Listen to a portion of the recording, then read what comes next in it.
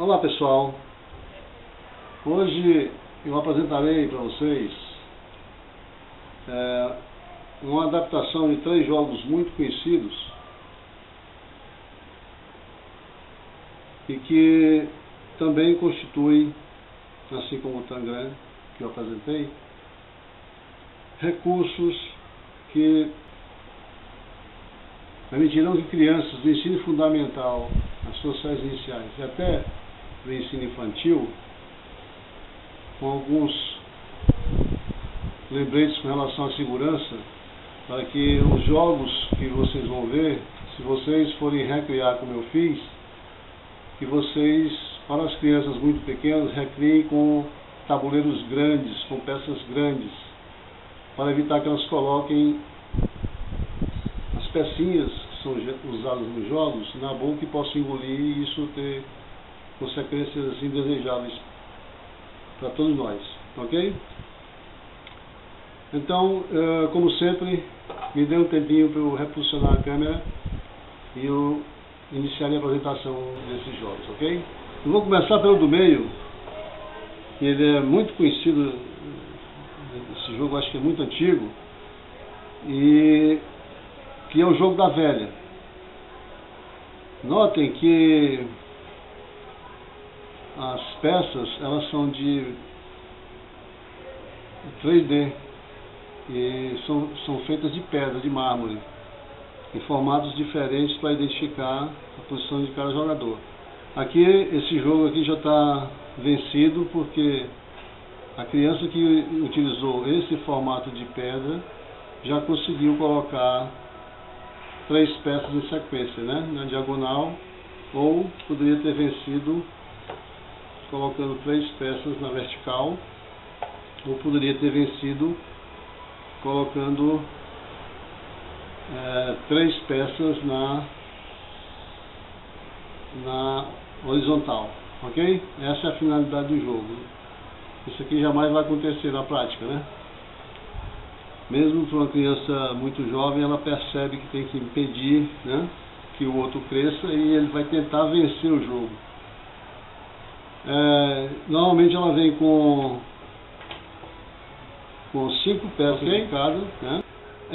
Eu fiz um desenho semelhante, né, no papelão, e ao invés de pedrinhas de mármore eu usei tampas, tá certo?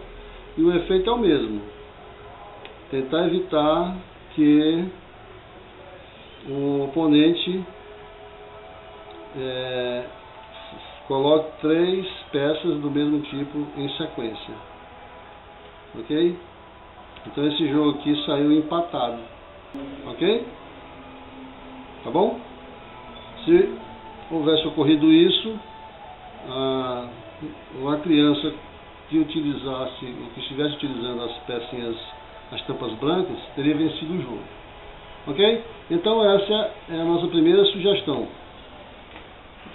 Caso vocês não tenham computador, não tenham tablet, não tenham celular. Se vocês tiverem, as crianças quiserem usar esses recursos, deixem que elas usem. Nós não somos contra o uso de tecnologia. Vocês professores, nós professores temos que ter cuidado com a questão do vício, né? Dos transtornos obsessivo-compulsivos que os jogos trazem, tanto nesse formato quanto no formato digital. Não é incomum a gente ver crianças hipnotizadas diante de um celular digitando a 300 por hora com 2 dedos. Isso com o tempo vai gerar algum tipo de lesão por esforço repetitivo. Pois bem, ou seja, então não desestimule o uso dos computadores, dos tablets, para qualquer tipo de atividade educacional. Contanto que você perceba que é aplicável e que surtirá bons efeitos nas crianças que estiverem jogando ou brincando, tá? Porque eles estão aprendendo de qualquer maneira. Este jogo aqui, na minha esquerda, também é muito interessante. Ele pode ser jogado individualmente, tá certo? E aí ele se chama Resta 1. E ele pode ser jogado também por duplas, ou por trios, ou por quadras, né? Uma pessoa em cada lado, uma por vez. Contanto que o vencedor será o que deixar o menor número de peças no tabuleiro. Ok? Então ele salta a peça que está livre e a retira do jogo. Ok? E assim por diante. A cada peça que você consegue saltar, você a retira do jogo. Essa é a finalidade do Resta 1. Ok? Eu estou jogando aleatoriamente, rapidamente, a título de demonstração. Não estou tentando obter o melhor resultado. Ok? Então, veja como é que isso funciona. Observe que eu vou perder feio, porque não estou jogando bem, não estou pensando no jogo. Mas a criança que estiver pensando no jogo, ela vai... Eu acho que eu me distraí e não retirei uma peça, mas não importa. O interessante é que você note aqui a lógica do jogo, tá? Para que você perceba que exige da criança ou do jogador uma atenção muito especial nas escolhas que ele vai fazer na hora de saltar, né? Na hora de pegar uma peça.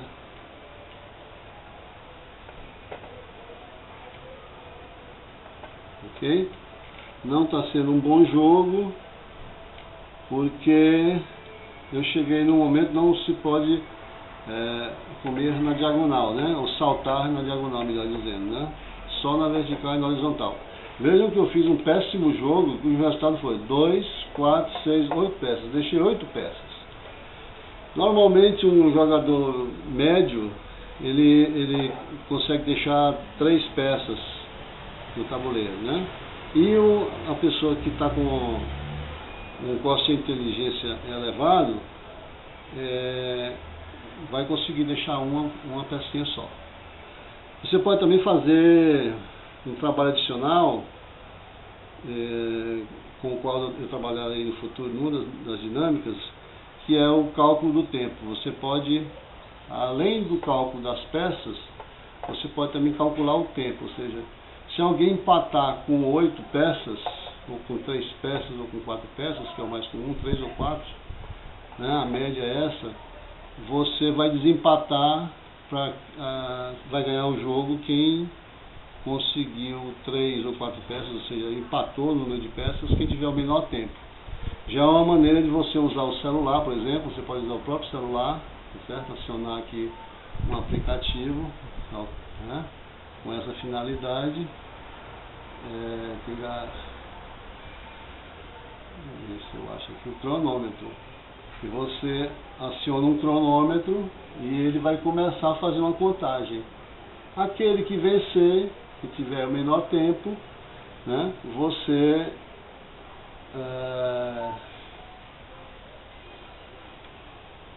informa, né, que o mesmo venceu. Se você quiser, se tiver algum prêmio em jogo, na brincadeira, e que seja estimulante, você pode premiar, né? Que não vincule, né, no estilo Pavlov, não faça um condicionamento a um ganho, certo? Pois bem, eu fiz o mesmo joguinho para o caso de não se ter o recurso, aqui nesse tabuleiro de papelão, também usando peças que eu mesmo construí. Cortei alguns pedaços de palito, roubei alguns trequinhos de plástico da minha filha. Depois ela ao ver, não achou ruim, até achou interessante. Colei, tá certo? E vai ter a mesma finalidade, vai seguir a mesma regra do jogo, tá? Ou seja, pulou alguém, fica mais difícil de mexer. Se você conseguir fazer numa tábua que fure, você pode furar e usar palitos, né? Lembrando novamente que pecinhas desse tamanho para crianças muito pequenas são indesejáveis que você utilize, porque ela pode pôr na boca e engolir, e pode se engasgar. Então evite, se as crianças forem grandes, faça o jogo com tampas ou com algo que ela coloque na boca, mas que não corra o risco de engolir. Esse jogo também tem na internet, tá certo? Pode ser acessado por computadores e por tablets, e também pelos celulares. Bom, esse outro jogo aqui é muito especial. Eu vou tentar ver se eu melhoro a visualização dele, colocando esse papel aqui por baixo, porque ele está muito escuro em relação à mesa. Olha só, ele é constituído de 4 colunas e 5 linhas. E o joguinho é constituído por 8 peças, mais esse tabuleirozinho. Ele é de vidro, tá certo? Vidro temperado de excelente qualidade. As pecinhas também são raras, provavelmente lá de Pirinópolis, lá em Goiás. E ele se chama Novos Caminhos. É um jogo aqui que eu mandei ampliar o histórico dele. E ele foi criado na França no século XVII, durante a Revolução Francesa. Aqui diz assim: em uma época de grandes ideias e desafios, a busca por novos caminhos era fundamental e necessária. Veja que isso tem um cunho filosófico também para nós, né, aqui na educação. Neste clima, homens se uniram para buscar soluções. Escolher a melhor sequência ou combinação exata de movimentos que conduz à solução é o grande desafio desse jogo interessante. É um excelente exercício onde treinamos nossas habilidades, afinal, fazemos escolha todos os dias.